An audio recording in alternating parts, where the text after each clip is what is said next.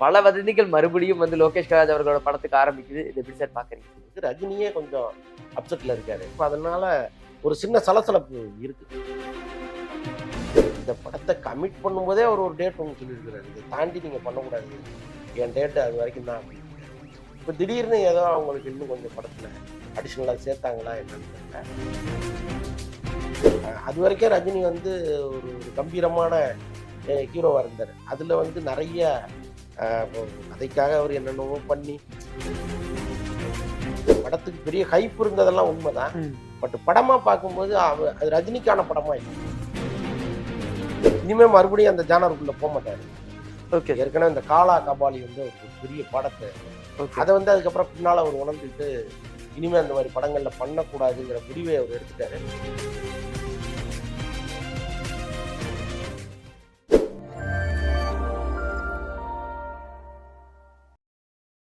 வணக்க மக்கள், this Vijay France. நீங்க பார்த்துட்டு இருக்கிறது டேக் ஒன் தமிழ். இன்னைக்கு என் கூட சினிமா விமர்சகர் மற்றும் மூத்த பத்திரிகையாளர் அந்தணன் அவர்கள் இருக்காங்க. அவர் கூட நிறைய விஷயங்கள் சினிமா சம்பந்தமா பேச போறோம். வாங்க பேசலாம். வணக்கம் சார். வணக்கம். தலைவர் 171 பொறுத்த வரைக்கும் நிறைய ரூமர்ஸ் வந்து ஸ்ப்ரெட் ஆகிறது பார்க்க முடிஞ்சது. ஒரு பக்கம் கோட் படத்துல நடிக்கிற மைக் மோகன் தான் வந்து இதுல வில்லனா நடிக்கிறாரு அப்படிங்கிறது. இன்னொரு பக்கம் ரன்வீர் சிங் இருக்காரு, ஷாருக் கான் இருக்காருன்னு பல வதந்திகள் மறுபடியும் வந்து லோகேஷ் கனகராஜ் அவர்களோட படத்துக்கு ஆரம்பிக்குது. இது எப்படி சார் பாக்குறீங்க? இல்ல ரன்வீர் சிங் இருக்கிறாருங்கிற அளவுக்கு சொல்றாங்க. சல்மான் கான் கிடையாது, ஷாருக் கான் கிடையாது ஓகே சார். அப்படின்னு சொல்றாங்க. அப்புறம் மைக் மோகனும் கிடையாது. Okay sir. அதுதான் அதுல உள்ளது. பட்டு தெரியல, அது தொடர்ந்து பேசிட்டு இருக்காங்க. அது ரன்வீர் சிங் கூட இருக்காராங்கிறது நமக்கு இப்போதைக்கு தெரியாது. ஆனால் படத்தை பொறுத்தளவுக்கு இன்னொரு 60 நாள் படப்பிடிப்பு நடத்தணும்னு ஞானவேல் சொன்னதாகவும், அதுல வந்து நிறுவனம் பயங்கர டென்ஷன் ஆகி இருக்கிறதாகவும் தகவல் இருக்கு. ரஜினியே கொஞ்சம் அப்செட்ல இருக்காரு. ஏன்னா அவருக்கு 20 நாள் தான் ஷூட்டிங்னு சொன்னாங்க. இந்த 20 நாள் போர்ஷனையும் முடிச்சுட்டு வந்துட்டாரு. ஓகே. இப்ப திரும்ப மறுபடியும் எங்களுக்கு டேட்டு கொடுங்கன்னு கேட்டுட்டு இருக்காங்க. ஸோ அதில் அவரு கொஞ்சம் அப்செட். ஏன்னா அடுத்து 2 படங்களை அவர் கமிட் பண்ணியிருக்காரு. ஸோ அதனால இதை சீக்கிரம் இந்த படத்தை கமிட் பண்ணும்போதே அவர் ஒரு டேட் ஒன்று சொல்லியிருக்கிறாரு. இதை தாண்டி நீங்க பண்ணக்கூடாது. என் டேட்டு அது வரைக்கும் தான் அப்படின்னு இருக்காரு. இப்போ திடீர்னு ஏதோ அவங்களுக்கு இன்னும் கொஞ்சம் படத்துல அடிஷ்னலாக சேர்த்தாங்களா என்னன்னு தெரியல. இன்னும் 60 நாள் ஷூட்டிங் இருக்குங்கிற மாதிரி சொல்லி அது ஒரு பெரிய பிரச்சனையா ஓடிட்டு இருக்கு. Okay sir. ஆனா அது படம் வந்து அக்டோபருக்கு ரிலீஸ் பண்ணணும் அப்படிங்கிற பிளானும் இருக்குது. அப்ப அது இன்னும் தள்ளி போகும்ல சார்? ஷூட்டிங் இன்னும் நிச்சயமா தள்ளி போகும். இப்ப ஓகே. இவரு சொல்ற கணக்கப்படி பார்த்தா அது நிச்சயமா தள்ளி போகும். இப்ப அதனால ஒரு சின்ன சலசலப்பு இருக்கு. பேசிட்டு ஓகே சார். இருக்காங்க. லோகேஷ் கனகராஜ் அவர்கள், ரஜினிகாந்த் அவர்கள் படத்தையும் சுத்தியும் நிறைய ரூமர்ஸ் வந்து ஸ்ப்ரெட் ஆகுது. அத எப்படி சார் பாக்குறீங்க? அதுல மைக் மோகன் கிடையாது.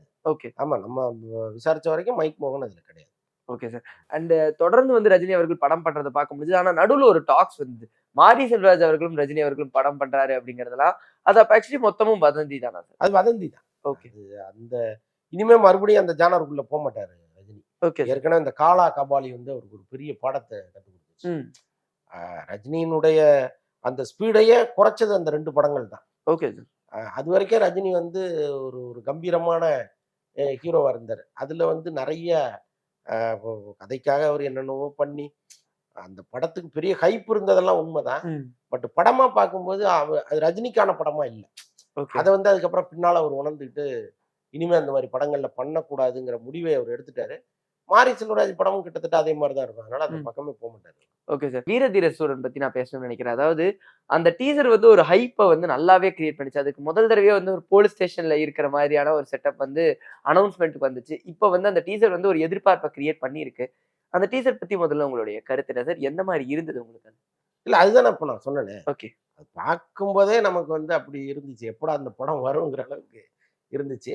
சித்தாங்கிறது வேற ஒரு ஜானரு, வேற மாதிரி அந்த படத்தை எடுத்தவரு, அவரால இப்படி ஒரு படம் குடுக்க முடியுமாங்கிற அளவுக்கு அந்த இது இருந்துச்சு. அந்த ட்ரெய்லர் இருந்துச்சு. இன்னொன்னு வந்து இப்போ விக்ரம் வந்து ஏற்கனவே ஹரி படம், இந்த சாமி படமெல்லாம் அப்படி ஒரு டெம்ப்ட்ட கிரியேட் ஆமா. அப்படி அப்படியே அப்படியே ஏறிட்டே இருக்கும். அந்த பல்ஸ் ஏறிட்டே இருக்கும் ஆமா. நமக்கு. அது மாதிரி இருக்குமோன்னு தோணுச்சு எனக்கு இந்த படம். கண்டிப்பா சார். அண்ட் அந்த விக்ரம் அவர்களோட அந்த ரியாக்ஷன்ஸுமே ரொம்ப அந்த இடத்துக்கு ஏத்த மாரி இருந்தது. அவர் பத்தி நான் பேசணும்னு நினைக்கிறேன் சார். ஒரு டைம்ல எனக்கு நல்லா ஞாபகம் இருக்கு. தொடர்ந்து அவருக்கு ஹிட்டா வரும்போது, கிட்டத்தட்ட அவருமே சூப்பர் ஸ்டார் அவர்களோட கம்பேர் பண்ணலாம் பட்டாரு. அதுக்கப்புறம் நெறைய விஷயங்கள் மாறுச்சு. எப்படி சார் பார்க்குறீங்க அவரோட அந்த கெரியர், அந்த கிராஃப நீங்க? இல்ல அவரு நினைச்சிருந்தா நெறைய படங்கள அடுத்தடுத்து கமர்ஷியல் படங்கள பண்ணிட்டு ஒரு பெரிய இடத்துக்கு வந்திருக்க முடியும். பெரிய இடத்துல தான் இருக்காரு. அத நம்ம இல்லன்னு சொல்லல. பட் ஒவ்வொரு படத்துக்கும் அவர் வந்து தன்னை அர்ப்பணிப்பது இருக்குல்ல, அதுக்கு நெறைய கால நேரத்த அவர் எடுத்துக்கிட்டாரு. ஓகே. அந்நியன் படத்துக்கெல்லாம் அந்நியன்ல அந்த இந்த படம் ஐயா சார். ஐ படம். ஐ படத்துக்கெல்லாம் மாத கணக்குல பட்டினி கிடந்தாரு. அந்த ஓகே. அந்த உருவத்தை அப்படியே கொண்டு வரதுக்காக அவர் அவ்வளவு சிரமப்பட்டார். ஸோ அதுல வந்து வருஷங்கள் போயிருச்சு அவருக்கு. ஒரு 2 வருஷத்துல வந்து ஒரு 4 படம், 5 படம் அல்டிமேட்டா பண்ணியிருக்கலாம் அவரு. ஆனா அந்த அந்த வருஷத்த தின்னுட்டு அப்படியே உட்கார்ந்திருக்கிறாரு. ஒரு நல்ல படம் வரட்டும் அப்படின்னு. வந்து ஓடாம போயிருதுன்னு வைங்களேன், அந்த உழைப்பு மொத்தமும் வீணா போகுது. புரியுது. ஸோ அது மாரி நெறைய வருஷங்கள வீணடிச்சுட்டாரு அவரு. இல்லன்னா இன்னைக்கு வந்து அவரு வேற ஒரு இடத்துல இருந்திருப்பாரு. ஓகே. அது அது அது அவரு அவரு உழைப்ப போட்ட அளவுக்கு வெற்றி கிடைக்கல. ம். அதையும் நம்ம சொல்லிதான். கண்டிப்பா சார். இந்த வீரதீரன் சொல்ற மாரியே தங்கலான்லயும் வந்து அந்த மேக்கிங் வீடியோ வந்திருந்தது. அது பார்க்கும்போது ஒரு பெரிய எக்ஸைட்மென்ட்ட கிரியேட் பண்ணுச்சு. தங்கலான் பத்தி ஆக்சுவலி உங்களுடைய கருத்து என்ன? இல்ல தங்கலான் வந்து ஒரு வேற ஒரு லெவல் படமா அது வந்துரும். ஏன்னா, இப்ப ஆரம்பத்துலேருந்து விக்ரம் வந்து அத நம்பிட்டே இருக்காருன்னா, நெறைய புதுப்பட வாய்ப்புகளே அவர் தள்ளி தான் போட்டுட்டு இருந்தாரு. தங்கலான் வந்துட்டோம், தங்கலான் வந்துட்டோம் அப்படின்னு. அந்த அளவுக்கு அந்த படத்தின் மீது அவர் ஒரு பெரிய நம்பிக்கை வச்சாரு. எல்லாத்தையும் தாண்டி இன்னைக்கு தமிழ் சினிமாவுல அப்படி ஒரு ஹீரோ யாராவது இருக்காங்களான்னா யாருமே இல்ல. ஓகே. கமல் இருந்தாரு. ஆ. கமல் இன்னைக்கு வேற ஒரு இடத்துக்கு வந்துட்டாரு. ஆமா. அவரும் அந்த ஜானர விட்டாரு. ஆனால் விடாம புடிச்சிட்டு இருக்கிற ஒரே ஆள் வந்து விக்ரம் தான். விக்ரம். நீங்க அப்படி ஒரு கேரக்டர யோசிக்கும்போதே நீங்க எங்கேயுமே இப்ப கதவு தட்ட முடியாது. விஜய் பண்ணுவாரா? அஜித் பண்ணுவாரா? வேற யாரு? சிவகார்த்திகேயன் பண்ணுவாரா? தனுஷ் பண்ணுவாரா? தனுஷ் கூட ஓரளவுக்கு ஒத்துக்கலாம். ஆமா. பட் அந்த அளவுக்கு வந்து இருக்கிற ஒரே நடிகர் வந்து விக்ரம் தான். ம். அது பெரிய ஆச்சரியமா இருக்கு. கண்டிப்பா சார். அது பணத்தை தாண்டியது. இப்ப இப்ப அந்த படத்துக்கு ஒரு 2 வருஷம், 1 1/2 வருஷம் அவரு உழைக்கிறாருன்னா, இந்த 1 1/2 வருஷத்துல 3 படம் பண்ணி பெரிய காசு வாங்கிட்டு போயிடலாம். ஆமா. அப்ப காசு வேற, இது வேறன்னு நெனைக்கிறாங்கல்ல. அந்த இடத்துல விக்ரம் எப்பவுமே கிரேட். கண்டிப்பா சார். அண்ட் லுக் வைஸாவும் அத பத்தி நான் பேசணும்னு நெனைக்கிறேன். ஆ அதுல வந்து அந்த ரியாக்ஷன் வைஸா இருக்கட்டும், நடக்கும்போது வர்றதா இருக்கட்டும், எல்லாமே ஒரு மாரி டிஃபரெண்ட்டா இருந்தது.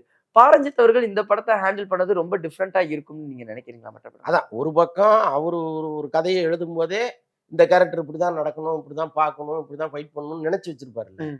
அத இன்னும் தூக்கி குடுக்கறது இருக்குல்ல. ஆமா. இப்ப அவரு கற்பனைய விட இன்னொரு 500% தூக்கி போட்டு, ம். இது எப்படி இருக்கு அப்படின்னு கேட்கிற இடத்துல விக்ரம் இருக்காரு.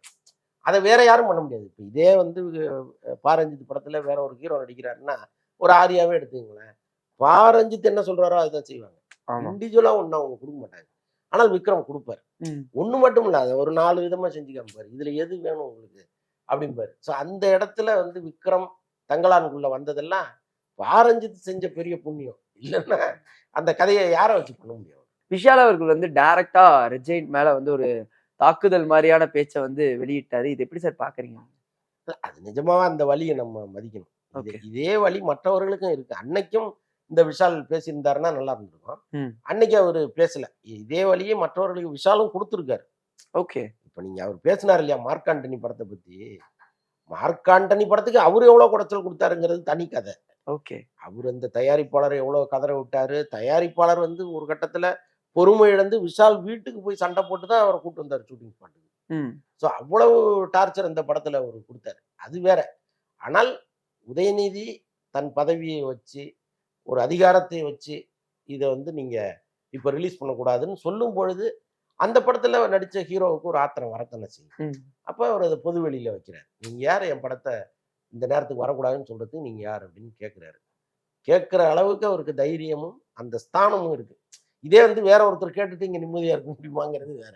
இல்லையா? இப்ப இதே வந்து சாதாரணமா ஒரு தயாரிப்பாளரோ, ஒரு நடிகரோ கேட்டா, அவரு தொடர்ந்து அந்த ஸ்பீட்ல இயங்க முடியுமாங்கிறதெல்லாம் இங்க நெறைய இருக்கு. புரியுது. ஸோ அவரு விஷால் இன்னைக்கு கேட்கிறாருன்னா, ரெட் ஜெயண்ட் நிறுவனம் அவங்கள மாத்திக்கணும். ஏன்னா இன்னைக்கு வந்து ஏற்கனவே பழைய போன போன முறை அவங்க ஆட்சியில இருந்தப்போ, ரெட் ஜெயண்ட் சில முடிவுகள்லாம் எடுத்தது இல்லையா?